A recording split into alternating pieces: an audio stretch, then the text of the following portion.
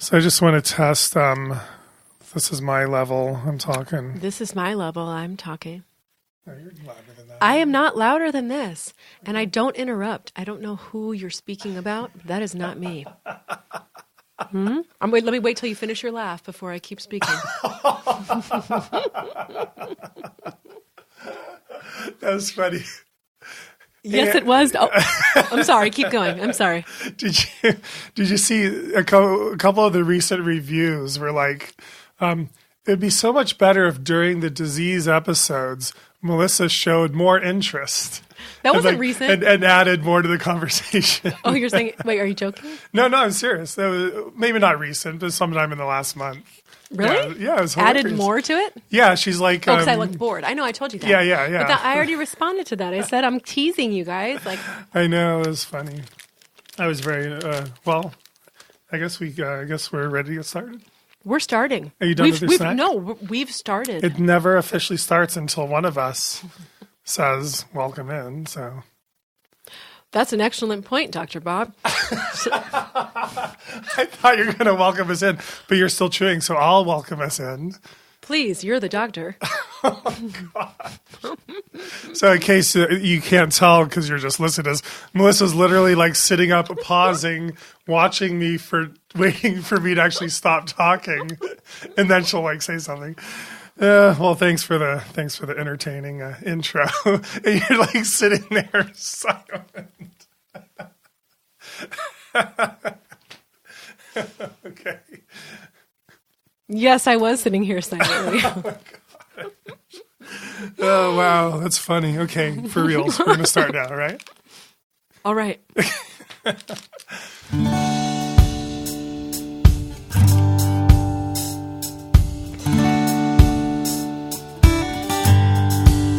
When you open the door for somebody else.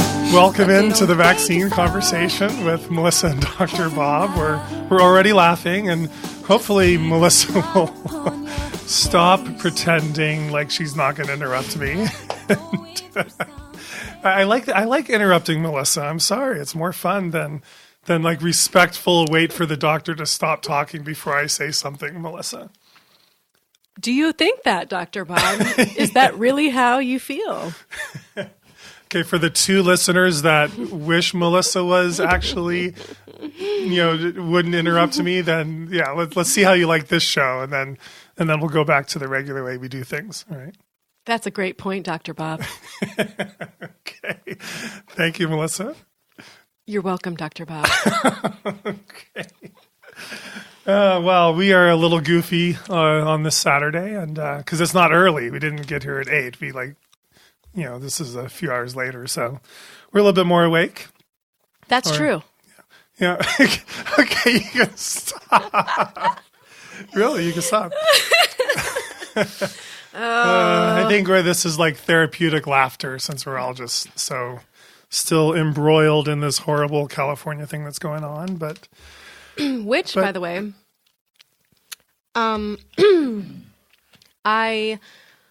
speaking of 276, which is the proposed law in California right now that would remove essentially 95% of current medical exemptions and what we would assume would be legitimate medical exemptions for almost all, if not all of those, for kids who have been vaccine injured, kids that have had adverse reactions or genetically are predisposed, have at-risk siblings. These are medical exemptions written by licensed doctors who agreed that there was danger for their child to continue vaccinating. And so for 276, which is proposed, they're trying to basically revoke almost all of them. And I was on Twitter the other day. Oh, yeah. Responding to someone, and I'm going to read you guys exactly word for word what it said, just so that you're aware. Somebody had tagged the California Medical Association and the AAP and responded to a friend of mine talking about how seizures would not be included under 276. And this particular friend of mine, her daughter experienced 16 seizures after one vaccine appointment. Wow. And she would not qualify for a medical exemption under 276. And I can imagine most of you listening right now are like, wait, what? Maybe a little shock, a little gasp, a little sigh of like, this doesn't seem right. This can't possibly be what they meant to do with a bill like this. And you're not alone, because many legislators, in fact, have wrongly believed that 276 would absolutely cover any child with a medical need, any child who's had a medical reaction, any child who's had something happen like this. So not only do they believe that and they're voting on that, but they're actually telling their constituents that that is the truth as well. Right. And unfortunately, everyone, they are wrong. They are wrong, because this bill does not cover those children. In fact, those are the children who are, what I say, thrown out of the street with this kind of bill passing. And so there was a particular pediatrician in the San Diego area. Her name's Dr. Jamie Friedman. And her Twitter handle, in case you'd like to respond to this conversation yourself, is at Dr. Jamie Friedman. That's Friedman. So she's a pediatrician. She's in San Diego, and she was posting about basically how she approves of this law and promoting this law, again, tagging the California Medical Association and tagging the AAP in this particular tweet. So when my friend wrote about how seizures would not be included, she responded to that and said, in her quotes, "Seizures are an exemption for DTaP. That doesn't change." And so I responded to her, because obviously that's not true.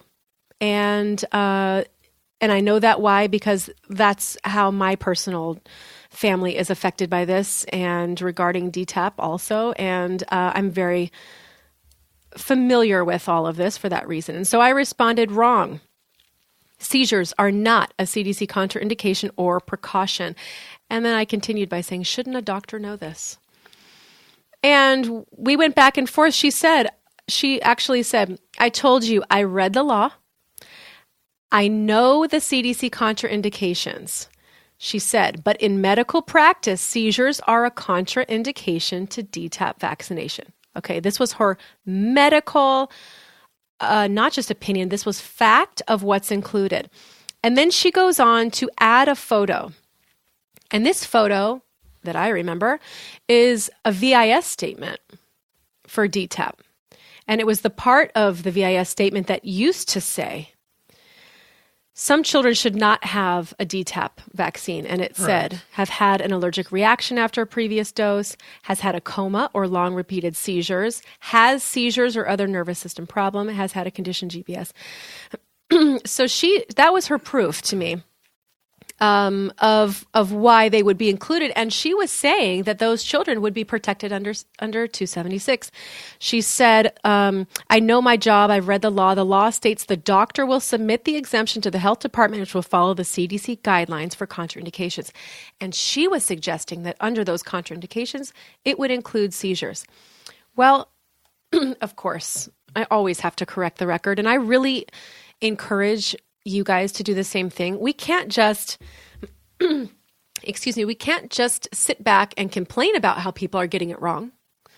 We have to correct the record and make sure we are bringing to their attention where they're getting it wrong.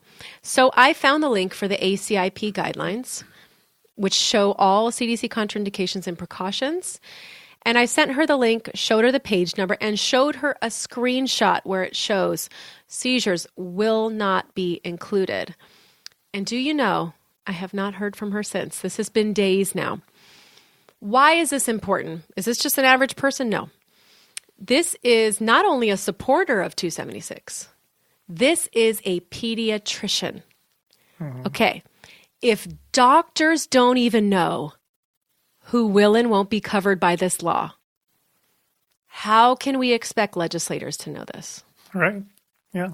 How would a legislator who is voting, and many have already voted, they've already voted while currently the people who know the law, have read the law, and are pediatricians still think that there is an entire subset of people that will be covered by this bill that will not. And that's a large subset. Wouldn't you agree? Seizures. To me, that's one of the most common thing that I hear. And it's common enough to have been in that VIS form. So we know this is something that many children and families are dealing with. Guess what, everyone? All of those children will not be protected by this bill.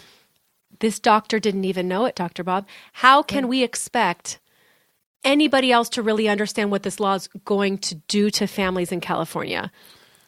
Yeah, and I think Dr. Friedman's going to be in quite a shock that if this bill passes and she has a child in her practice who has a seizure right in front of her eyes when she gives a DTaP vaccine, and she's going to submit a request for a medical exemption to the public health department. And the public health department is going to say, sorry, Dr. Friedman, seizures are not a contraindication or a precaution from further DTaP vaccine doses.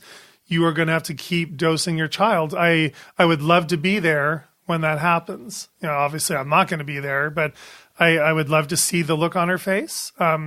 And I would, feel bad for that patient that this is going to happen to, because it's going to happen to over and over again, and it's going to be too late because most doctors are not open-minded to hearing constructive criticism from people on social media. They just assuming they're right. So Dr. Friedman probably, I would imagine, is not even going to investigate this. But the problem is, I think if more doctors knew this fact and knew all the severe reactions that can happen that will no longer be a medical exemption, I bet more of them would be standing up against this bill.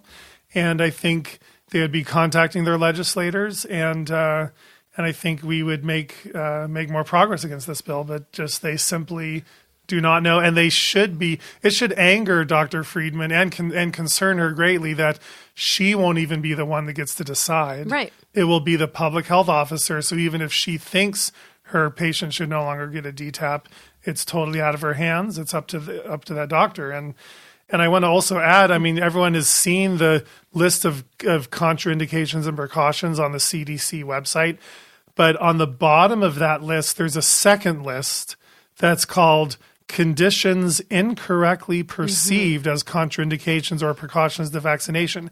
They actually list a whole bunch of reasons that are specifically not contraindications and precautions. And they're saying a lot of people think they are, but they're not. And guess what's on that list? Seizures under DTaP, after right? receiving a dose of DTaP, Yep. Family history of seizures, or even current epilepsy and a seizure disorder that you currently have. All three of those conditions are absolutely not a precaution or a contraindication. So can you explain, because a lot of people have had this, I've heard this a lot with me specifically, they're asking the questions that on a precaution for DTaP, what it does show is uncontrolled nervous system issues and seizures, and they're thinking, isn't that the same thing? Can you explain for everyone the difference between what seizures as a vaccine reaction that happened and is in a history, in your child's documented history, versus what the exact language that says uncontrolled and what the difference means? Right. Yeah. The only neurological situation that would be a precaution, including regarding seizures, is if you are actually actively having a new problem with seizures, and it's not under control, maybe you're on a medication, but you're still having seizures every day. Yeah, that is a temporary precaution not to do the DTaP vaccine. But once you're on 2 or 3 seizure meds and your seizures are stable, and stable very sadly means either they're gone, you're not having seizures, or you're continuing to have seizures and they've done the best they can to inhibit them. Yeah. So say you're having 3 seizures a day and you're on 3 seizure meds, and they say, well, now you're stable. That's the best we can do. Time for your DTaP vaccine. So it's very concerning. It's incredibly concerning to me, and it should concern Dr. Friedman. I'd love to hear from her. Maybe she'll give us a review. Well, if she hears about, here's the podcast, or maybe any of her patients listening to this in San Diego. Maybe you can reach out to her. And this is where I think the problem lies: the language of the bill and the summaries that were given to each of these legislators' offices by Senator Pan directly. Because I have heard him say in hearings, yes, of course, this is designed to to protect the medical exemption and protect children that genuinely need them. But what he's not saying is who would qualify. Exactly. And he does that on purpose. He keeps it vague. He tries to make it seem like, of course, kids that really need them. And so according to Dr. Friedman, a child who's had seizures after DTaP would really need them. But guess what? That child will not get one under this law. And Senator Pan, has done an outstanding job, like always, of being very vague and distracting people from the truth of it by selling them on the idea of it. Yes. He continues to say this is going to help keep our children safe, right? This big blanket statement.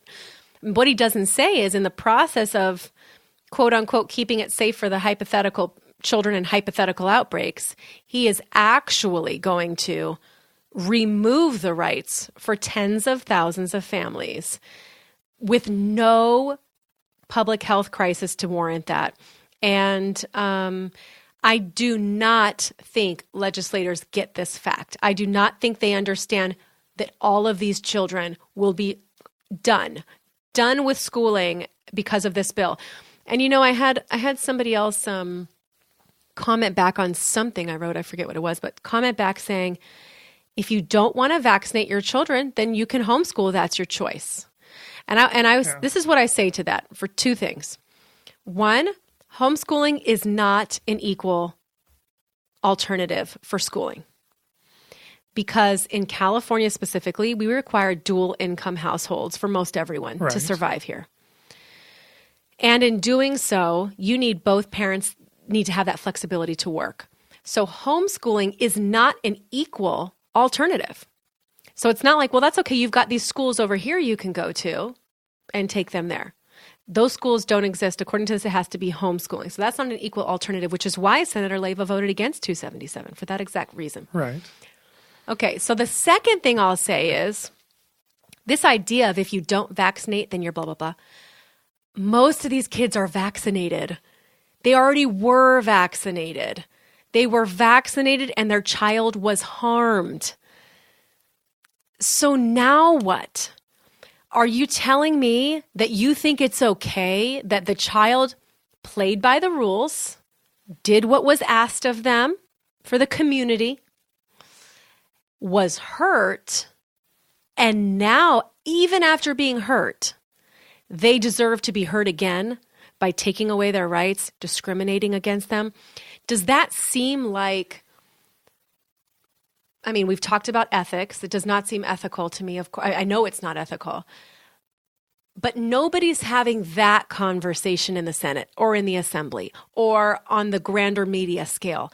They make the argument about people who choose not to vaccinate, and they're forgetting the majority of these kids already did. Right. And what's super scary is they actually did have this conversation in the Senate hearing. They actually kind of allowed this actual topic to come up. And Otto was a young man, a boy in a wheelchair after a very, very severe neurological reaction to vaccines. And the question was brought up by one of Senator Pan's fellow legislators. Are you telling us that Otto, after being so severely neurologically injured, he's in a wheelchair, I suppose for the rest of his life, are you telling us that he should, keep vaccinating so he can go to school, or are you telling us he should be exempt? So, what are you telling us? And Senator Pan said, he should not be exempt. Senator Pan said his parents are choosing whether or not to continue vaccinating so he can go to school or to not vaccinate and stay home and homeschool. Senator Pan is saying, he's even saying that it doesn't even matter whether or not you had a severe reaction and whether or not you can continue vaccinating. He said, essentially, even if you've had a severe, lifelong, debilitating neurological reaction, you should still be given the choice to continue vaccinating so you can go to school. And if you don't want to continue vaccinating, that's your choice. Right, it's all You about would just stay home. He's not even saying that there's rights here involved. You don't, like he's saying no one has the right to go to school. No one has an inherent right to go to school. Even though it's in the California Constitution. Yes, right. And so it troubles me. I don't know if I'm explaining this right. It troubles me that he's not even looking at the question of whether or not your reaction was bad enough to stop vaccinating and still go to school. He's basically saying there's no reactions that are bad enough to keep you out of school anymore, unless it's a contraindication. That if you are severely neurological injured, but you didn't go into a coma, so it's not a contraindication, you actually should feel perfectly free and safe to continue vaccinating so you can go to school. And that troubles me. People I think don't understand that he truly seems to think that is the wise choice for parents to make. Go ahead and keep vaccinating. So you send your kid to school. If you don't, that's your fault. Right. And you now can't send your kid to school because... And you still have a choice to homeschool. So isn't that nice for you that you have that option? Yeah. We're providing options for you. Right. So for him, it's not even about did you have a bad enough reaction. It's did you go into a coma or anaphylactic shock? If not, then... you as the parent are purposely deciding to opt out of vaccines now, and your punishment is homeschooling. Yeah, I mean, that's the whole thing, punishment. How do children who have already been punished deserve further punishment? And I think this needs to be the forefront of this debate. Right. This has to be at the forefront of this debate, this constant removal of rights for who they think are just people making selfish choices are really targeted at the children who have already been harmed by playing the game. And, we've played the game like we were asked to do, which is the opposite of being selfish. You've been hurt, so you are a victim of the program, which is the opposite of being selfish. This is the time where everybody should come together and say, oh my gosh, that is so sad that happened to you. We're here to help support you and lift you up. And like you mentioned, and I've said before, it's like you've got this disabled portion of the population that is completely invisible. And their invisibility is the foundation for them being able to take away these kind of rights, because they are ignoring them, distracting the conversation from them, refusing to acknowledge them. The media will not cover them. So nobody sees these families, and that's what they need. They need nobody to see these families in order for them to move forward. Right, especially as all these families homeschool, you're especially not going to see these families anymore. Well, and I think, again, people aren't talking about this very frequently because of the stigma, and so they've done such a great job of making people afraid to talk about it. Yeah. So there are people that I know, in my daughter's school, I just found out people I've known for 8-9 months that have had severe reactions as a child. I didn't even know that about them because it never came up, because nobody talks about it. But these children have been injured. They've been harmed. They've been damaged. They are lucky. Many of them are lucky to still be able to sort of do life in a way that is not debilitating, but many of them aren't. Right. And those are the children you won't see because they're not going to be in school. They won't be able to because they're going to need full-time care. And again, they are, if you don't see them on the news, where else would you see them? You wouldn't see them anywhere. And I sort of feel like people want to keep it that way because it's too painful, really, right? Yeah. Isn't it too painful? You look and see all these children and their families and how much suffering goes on. It's so painful to think that we may have had a role in that pain, that people choose to just look the other way and pretend it's not happening so that they can live with themselves and live with their choices that they've made and the choices they've supported. Yeah. And, I don't fault the parents who didn't know better, who followed the program and believe in the program and believe what the CDC tells them, everything that they say, and believes what their doctor tells them. I don't fault these people because this is their reality at that moment. But when you consciously turn a blind eye to someone that you see has been harmed and a family that's been harmed, and you choose to continue the rhetoric, and throwing that essentially, metaphorically, stepping all over that family or that child. That, to me, is where I feel I do not feel okay. And I do pass judgment because you know what? If you have a heart, if you have compassion, you have empathy, you cannot push somebody's face into the sand so that you can walk over them to get where you need to go. Yeah. You have to acknowledge there's somebody down there on the floor. And it's our job as humans to pick that person up and say, let me carry you. Let me help you along the rest of this path. And to pretend that these people aren't there while you're stepping all over them, it's just so wrong. It's so wrong. And you know what? I mean, this is what we've been saying all along. This is what our message is. Acknowledge these people are here. Acknowledge that we've got a problem. And let's do something to fix it. We're not trying, like I've said before, we don't tell anybody what to do with their own personal choices. But the direction we are moving in as a country and this global pharmaceutical initiative to sort of mandate and remove rights and remove medical exemptions, remove exemptions and medical rights, has only moved this far because of this really, really coordinated effort to demonize and vilify every one of these families who has done nothing wrong and they've been hurt, damaged, disabled. It's in no other way would this ever happen. Like in no other circumstance could this ever happen. Because as a society, we are supposed to protect the vulnerable, protect the victimized. But in this conversation, what do we hear? We hear immunocompromised need to be protected. And they're ignoring completely all the people that have been hurt on the way to that protection. And those kids aren't getting any protection at all. In fact, not only are they not getting protection, it's worse than that because they're getting attacked. Yeah. I mean, talk about kicking someone when they're down. This is like, I mean, it's just really bad, really what's going on, on that level that people don't even understand is happening.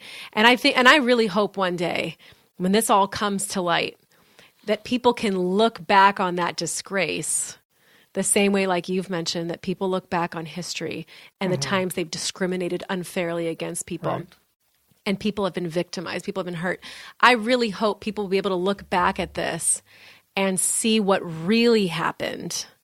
Yeah. And not just go, oh, we realize some of them aren't so safe. Let's move forward, try to be safer. I hope that the rest of this gets into the conversation so that we can move forward differently, as a society. Because, I mean, some of these people's lives have been forever altered and the quality of their life is gone.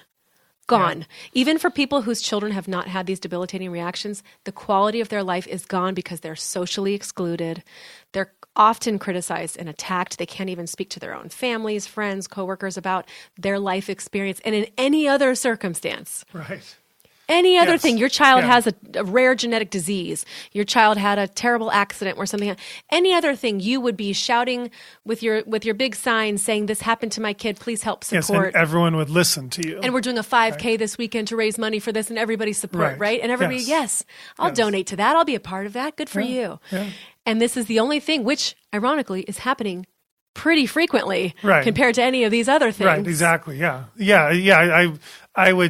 I would actually probably be so bold as to say severe neurological vaccine injuries probably happen to more children than any other cause of severe neurological injury would be my guess, based on the data we have and the numbers we have. And I would love, if historically people could look back and look at this Senate hearing and basically ask, who in their right mind and how can any legislator have ever stood in the legislative council chamber, looked a wheelchair-bound child in the eye and said, your reaction wasn't bad enough. You should continue vaccinating. In what society could that even happen? And then have it be acceptable? I mean, none of the other senators who voted for this law, this 276, none of the rest of them were even bothered by that. I mean, they should have been floored when the senator admitted that Otto's reaction wasn't bad enough to qualify for an exemption. But they should have been floored by that. They should have said, no way. How can that possibly be? I think it's because of how he said it. Because he says stuff like, well, of course, any child that has a legitimate need, according to the CDC guidelines, will be covered. So people think, well, of course, his condition would be covered. Or they were just talking about his brother as a sibling of somebody with this type of reaction. Yeah. I think it's the way that things are glossed over. So he doesn't necessarily say flat out, Otto will not get an exemption. And too bad. Right. He doesn't say it like that. He says it in a way that glosses over and kind of goes, of course, any child with a need would get one. That's what we're here for, right? And somebody goes, okay. Right. Well, I guess he's going to be covered, so that's fine. Well, another thing I wanted another in the news kind of thing that I wanted to say was you saw that post that I shared about a local child in foster care that received 12 vaccine doses on the same day. So listen to this, guys. Okay, first of all, this child, 18 months old, was on amoxicillin for an ear infection. So he was currently on antibiotics. The doctor seemed to distract from the fact that that was an issue. At the time of the appointment, I think it was brought up. He's in foster care.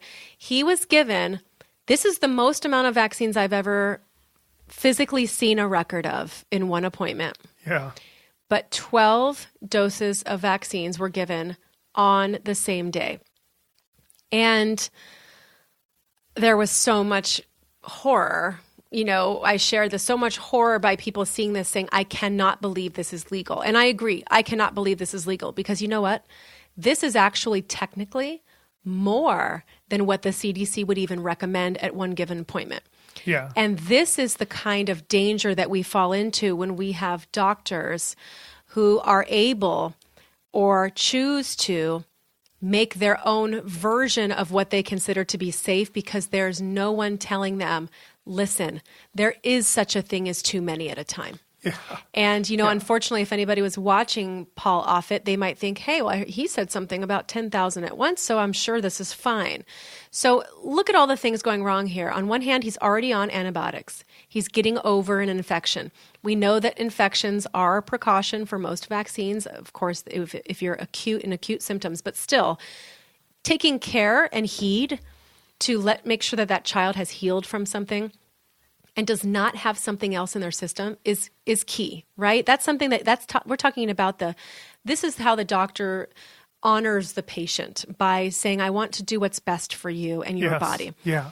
Then on top of that, you're going to be given 12 different vaccines, including 12 different sets of all of the adjuvants and preservatives that come with those. Yeah, and they basically gave every single vaccine they could possibly give that the child had never had.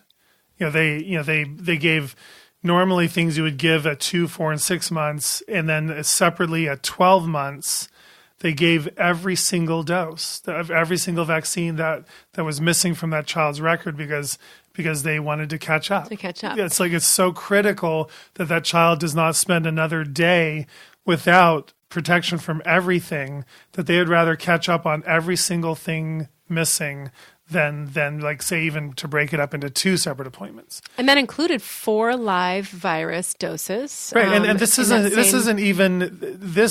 this process doesn't appear anywhere on the CDC schedule. It's not allowed on the CDC schedule. Nowhere does it say you can give hepatitis B, DTP, Hib, pneumococcal, polio, measles, mumps, rubella, chickenpox, and hepatitis A.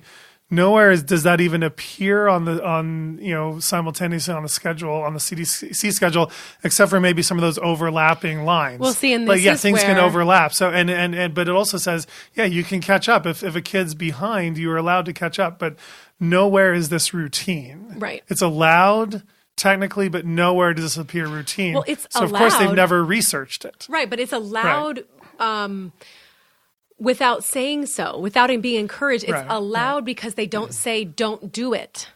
Right. But that doesn't mean that it's safe or it's okay because, like you're saying, it's never been studied. And what happened to the kid? I mean, So at the time that I read this post, he was in a new foster care after the appointment. So the person that was posting about this originally just got him into her care. He was 2 days post that appointment, and all of a sudden he had the full high fever and full allergic body reaction. Okay. Not teeny tiny little spots like a modified measles or something. We're talking about full on raised, huge, head to toe covered. And that's the last part that I followed up on the update. And I feel like more is coming. And I say that because so much of what happens in some of these neurological reactions is not obvious and it's not instantaneous. Right. And, brain swelling, all these things, there aren't really ways to know what is happening. Right. And I mean, you wouldn't even give an adult 12 doses at a time. It's just absolutely sickening to me that some doctor, this is a local Orange County office, that a doctor could make the decision and use that type of judgment while the child is on antibiotics, while the child has just been sick. We're talking about an ear infection too, not like just a cold. An ear infection, like you're on antibiotics. Right. Yeah. But by the way, an acute illness is a precaution. I said that. Yeah. Did you? I just said that like about 5 minutes ago. Okay. Yes. Actually listed as a precaution. Right. Doctors are warned not to even vaccinate during an acute illness. And we talked about Japan, right? In Japan, that's part of their law. Yeah. That's part of their law that you cannot vaccinate while the child is ill. This whole thing is just so sickening to me that things like this can happen with foster children because you don't really have people that are able to advocate for them, and they're changing hands, changing care, and they're in the system. And you see the same thing happening. I've seen this with all of the Head Start programs, and they are required to be fully vaccinated to get their services. Yeah. And they were trying to pass that a couple of years ago as a federal law that if you are in Head Start, you are not allowed to have an exemption to vaccination. You have to be fully immunized to get your money, to get your education, to get your services. And the problem here is these parents, low-income parents, are not going to have the option to tell their doctor something went wrong with this child and I think it's this and I need to stop. And it's so sad. And that's why when they call this, when they call vaccine hesitancy a rich man's game, it's not. It's that unfortunately lower income families won't even have the means or the availability or the education to be able to advocate for their child when something goes wrong because they're chained to the system and they will not be able to survive without that kind of financial assistance or those services that they need. And it's all really sad. I mean, I'm going to keep following this story with this kid, but I saw the actual vaccine record, just so you know. Nobody just said this. You can see exactly all of them given on May 9th, which is recent. And another thing I'll say is even if there's not a huge observable reaction that looks like it's permanent after this, I think everybody can agree this is dangerous territory to be doing. It's dangerous territory to do 8 at a time, which is what the traditional schedule is at 2 and 4 and 6 months, right?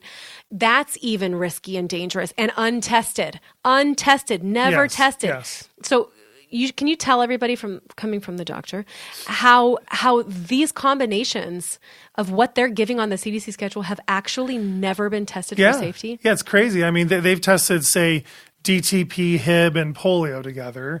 They've tested maybe DTP, hepatitis B, and Hib together. I mean, they've maybe tested DTP and pneumococcal together. Maybe even one little study on 6 or 7 of these. And then they've also tested, MMR, varicella, hepatitis A together, or MMR and varicella together. But there is not one single research safety study that's ever been done whatsoever where they've given all 12 vaccines together to see what the safety profile is of that. And it's just horrendous. Well, also, the testing that they have done, though, is also compared to other children that have had vaccines or had adjuvants. Right, exactly, yeah, and that's a whole topic of itself. But you're mentioning that there have been studies on DTP and polio, or DTaP and polio and but hepatitis not B. compared to a placebo. Right. You're right. And so the reason I just mentioned that because in the quote unquote safety studies that have been done on a combination of 3 or 4 or even 5 vaccines for infancy or childhood, they were not tested against children who did not have those vaccines. They were tested against other children who've had other vaccines and other adjuvants. So technically, when they don't see an increase in adverse events that's statistically significant, they're not going to report it. Right. But that doesn't mean that combination is safe. Right. And why is the CDC so afraid to put out any sort of cautionary language? I mean, if they're so science-based, why don't they say, scientifically, we have researched these combinations. Right. So we're going to, approve those and allow those.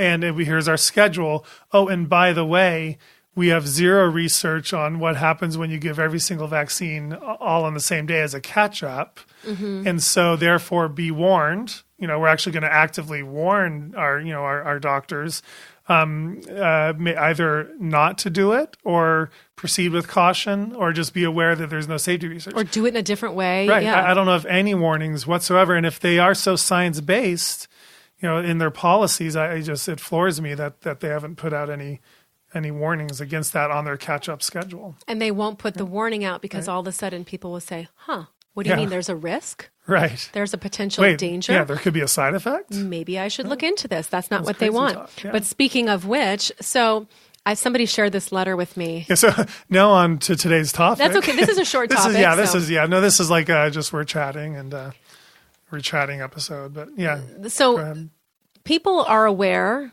already that Kaiser, as a company, and this is well known, has been a group that has discouraged doctors from writing medical exemptions. I've met many parents who their HMO is Kaiser. Their child needs a legitimate medical exemption. Their doctor agrees the child needs the medical exemption, but they told them they cannot write it. And so there is this unspoken language of not being allowed to write them, even for children who really need them. And this is why when people say, oh, the child needs it, they'll get it. Listen, guys, doctors are not writing them because they are being told not to write them, not because there aren't children who need them. And that's a very different thing.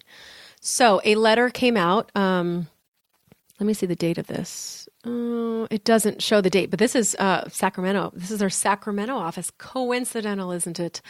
That wrote a letter from the Permanente Medical Group, Inc. It says, Dear parents, state and federal laws do not require you to provide written consent for your doctors to perform, quote, simple and common, end quote, procedures where the related risks are commonly understood. These include routine immunizations. Okay. So they're telling you, hey, we don't really have to have your written consent for these. State and federal laws don't require us to. To me, that would be like red flag number 1. Why wouldn't they require you to? Informed consent for medical interventions and procedures should be standard. Well, there is a federal law that does mandate informed consent. Not written, though. Written consent. This is what this is. What this says. Written consent. Okay. Yeah. And then it says, because it's considered a simple and common procedure where the related risks are commonly understood. And this is where they lost me because the reality about vaccines are the risks are not commonly understood. They're not commonly understood because they're not told. Right. And so this is why so many parents are stuck in the position where their children have had reactions. They were never warned about these things. They were never told. They didn't even know these possibilities were there. And so they're telling you in this letter, immunizations, the risks are commonly understood, right? So we're not really... Understood by who? Certainly not the parents. No, definitely They're assuming the parents totally understand every possible reaction. And not even by the doctors. Right, exactly. Not even by the doctors. So then it continues. It says, you guys, if I wasn't looking at this right in front of me, I wouldn't even believe this with my own eyes, honestly. It says, we are no longer requiring parents to sign a consent form at each visit where these are administered. So from now on, every time you get your child vaccinated, you are no longer going to sign your consent to say, yes, I know this is what my child is getting this time, and I've gotten the form. They've talked about the risks and benefits, and let's proceed. They're saying that's not going to happen. So this is what they say is going to happen. Instead, you sign one time, a one-time automated consent form that will allow us to provide this care. And this is another really serious thing I thought. This will ensure your child can receive treatment even when they're accompanied by someone other than a parent or guardian. Yes. Who would accompany your child to a medical intervention appointment who's not a parent, not a guardian, that should be making a decision on their medical interventions? Right. And they're saying, it's okay that the parent's not here. Go ahead. We've already got it on file.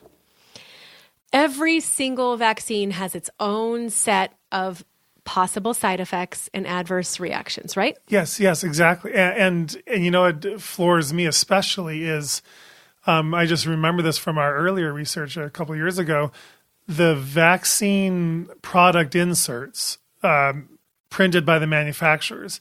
Actually, some of them actually say, I remember every new visit, you are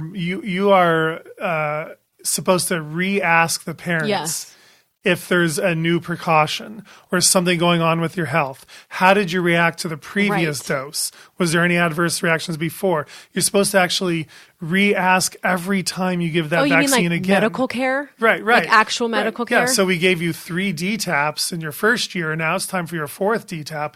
The maker of that vaccine actually advises doctors to re-ask the parents about previous doses. And they do that with the hepatitis A vaccine and some other vaccines.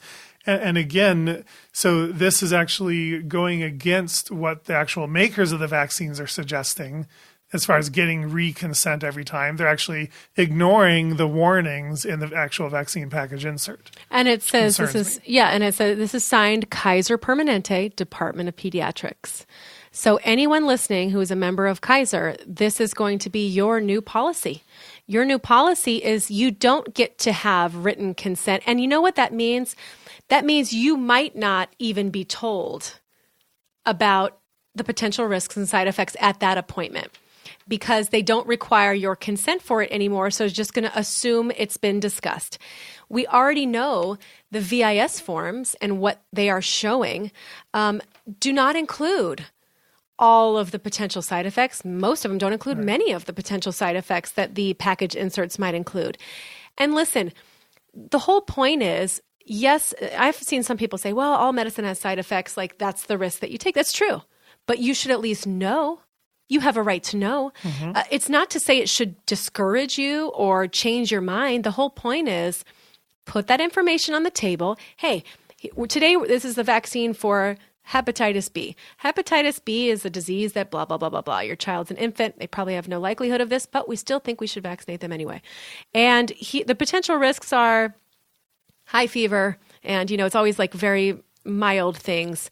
And they say, this is important. I think you should really do. It's really important that children have their. So it's that process of what's considered informed consent does not really go through. What is the prevalence of hepatitis B? At what age groups are people going to be exposed to hepatitis B? Where is this a risk? And then also the vaccine. Okay, you say that the vaccine only has these side effects. Are there side effects that are bigger than that? What kinds of subpopulations would experience a vaccine side effect? Does it have to do with other vaccines in combination? And then after all that information is given in a transparent way, the parents are supposed to say with each other, hey, what do you think? This is what I think. I think that there is a real risk to this, and I think it's worth the potential here and whatever. And then they go, okay, we are signed on to move forward with that vaccine. That conversation should happen for every single vaccine and subsequent dose that you get for your child. It's not to say you shouldn't say yes. If that's what you feel you need to do with your healthcare practitioner, then you should. But you should do it in a way where you are given the information. And this is, so not only now do the VIS forms not include, they're even including less and less. Right. Not only do they not show you what's going on, but on top of that, they're basically telling you, I don't need your written consent anymore. You signed that thing one time, and we're going to go ahead and keep moving forward at every single point. to me, this tells me they're also not going to be giving you any informed consent as they move forward. This is my feeling, that they're working towards not needing to, because what's the first line they tell you? State and federal laws don't require it. Right. And especially for anything that's simple. Simple and common. Mm-hmm. So yes, vaccination is common, but giving eight vaccines, immune activating products to your baby at 2, 4, and 6 months, why would that be categorized as simple? In fact, there's nothing that your child will ever get in his or her entire childhood that would be more complicated than that whatsoever. That is the single most complicated part of your child's medical care. Yet they're labeling it, it's so simple and routine and common that it just does not deserve informed consent on an ongoing basis. And I'm more concerned with the fact that they are claiming proudly the fact that state and federal laws don't require that. Right. I would be embarrassed by that fact. Yeah, and state law doesn't require it, but federal law absolutely does. And I would think to myself, if I were a pediatric group, I'd want to say, state and federal laws don't require written informed consent. However, as a practice, we feel it's really important that everything that you're doing, and we are going to require it as a practice because we want to make sure we're all on the same page with what you move forward with a medical intervention. Right. That's what you would think, instead of going, hey, whoever's in charge isn't making us do it, so therefore we're not going to. To me, that sort of looks like the opposite of professionalism, the opposite of a good standard of care or a good medical care. It seems like they are working away from that. And that I thought was pretty concerning. But Kaiser's a huge group. This is going to affect thousands upon thousands of kids. And it's one step closer to the state being able to decide what your child is getting without you getting in the way. Right.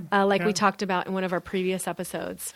Yeah, and kind of on a similar line, I also saw a letter involving Kaiser Permanente sent out to their patients that basically says, when your child turns 12, please realize we are unable to show as much information on your electronic medical record for the parents to see. Let's see, where was I? I kind of lost my place. As we could when your child was younger. Basically, parents could look at the entire medical record when their kids were younger online. Once their child turns 12 in the Kaiser Permanente medical program, parents no longer have access to their child's medical records. It's now considered confidential. And I know this because we tried to, someone transferred to my office and the mom tried for 2 years to get her teenage daughter's Kaiser medical records, and Kaiser kept saying no, but they wouldn't tell her why. Then finally they told her why, is because our policy is once your child is 12, we won't release medical records to you. Your child has to request your medical records. I mean, does anybody know what the mind of a 12-year-old, No. Do you really think that this is a level of competency and consciousness that should be, in charge of things like medical choices and medical interventions and things? Yeah, and they say once your child turns over 13, your child would get his or her own electronic medical record account, so they can log on themselves and look and make and can get their own vaccines at that point too, and they can even be given probably only if they apply to sexually transmitted diseases vaccines. Possibly. I don't know. And can be given by school nurses without a parent's approval. There's a lot of stuff that's going on here. I heard in another state that they passed a law where dentists can now give vaccines. It's what is going on? It is this is kind of a bizarre reality. But we always try to bring you some of these new tidbits that we come across. And if you come across something really interesting, send it to us at Immunity Education Facebook group so that we can cover it on a podcast if we also agree it is interesting. And which we most likely will, because all of this I find really fascinating. And we have a lot more exciting episodes coming up. And don't forget to visit our Immunity Education Facebook group and visit our Immunity Education website. We have a lot of great material there you can share. Articles and one-pagers. We've already done this over the last couple of years before the podcast. And we continue to add some things to the table there and keep this conversation going. Yeah, I just want to read a couple of cards we got in the nice. mail from a couple of listeners. Yeah, I guess they sent it to my house. I don't know, but it says, they sent us these thank you cards. Melissa and Dr. Bob, thank you both so much for all your hard work getting this information out to the public. I've referred so many people to your podcast with love. The Brennan family. I guess it's okay to say their name because there's lots of Brennans out there. But yeah, the Brennan family. So I thought that was cute. And then we got a letter from someone named Chelsea. Didn't leave her last name on the note, but thank you, Melissa and Dr. Bob. I enjoy listening to your podcast. It is very informative.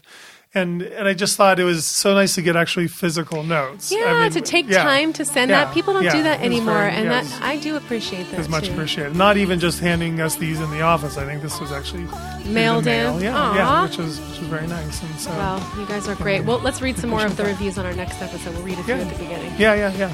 Acknowledge some of you people for taking the extra time to send a review and so many thoughtful responses. We appreciate you guys so much. Yeah. Thanks, you guys, for listening, and we'll see you next time on The Vaccine Conversation. We keep the peace we want to see in the world. Yeah, keep the peace we want to see in the world. Yeah, keep the love we want to see in the world. Keep the joy we want to see in the world. Keep the change, see in the world.